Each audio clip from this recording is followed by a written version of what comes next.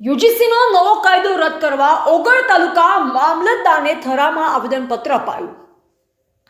સવર્ણ સમાજ દ્વારા ઉગ્ર વિરોધ કરી બેનરોને સૂત્રોચ્ચાર કરી નિયમો રદ કરવાની ઉગ્ર માંગ કરાઈ।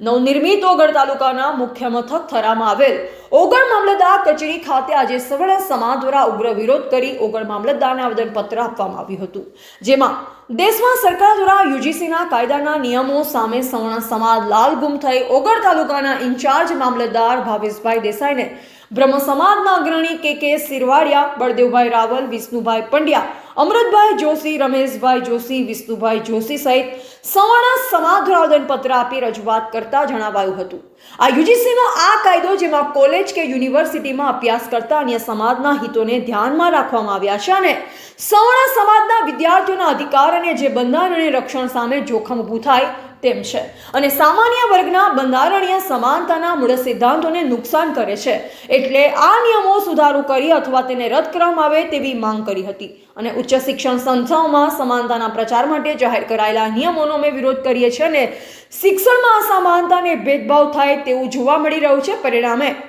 સામાન્ય વર્ગના લોકોને આ કાયદા અને તેમાં રહેલ નિયમના કારણે ભારોભાર નુકસાન ભોગવવાનો વારો આવે તેમ છે। સરકારના વિવિધતામાં એકતાના આપણા રાષ્ટ્રીય સૂત્ર સામે પ્રશ્નાર્થ ઊભો થઈ શકે છે। સત્વરે આ કાયદો રદ કરવામાં આવે તેવી સવર્ણ સમાજની માંગ બુલંદ બની છે। રિપોર્ટર અલ્પેશ ગોસ્વામી કાંકરેજ સાથે નટવર કે પ્રજાપતિ થરા। આજે ઓગળ તાલુકાની અંદર અમે સવર્ણ સમાજ મળી અને આવેદનપત્ર આપવા માટે આવ્યા છીએ। આ આવેદનપત્ર એટલા માટે આપવું પડે છે કે યુજીસી કાયદો જે સરકારે લાગુ કરેલો છે તે સવર્ણ સમાજ માટે ખૂબ જ નુકસાનકારક છે અને અહિત ઇચ્છિતો કાયદો છે। આ કાયદાની અંદર કોઈ કમિટી મેમ્બર સવર્ણ સમાજનો લેવામાં આવ્યો નથી। ત્યાં અમને પૂરેપૂરી શંકા જાય છે કે આવનારા સમયની અંદર સવર્ણ સમાજના બાળકોને, વિદ્યાર્થીઓને ખૂબ જ નુકસાન કરી શકે છે।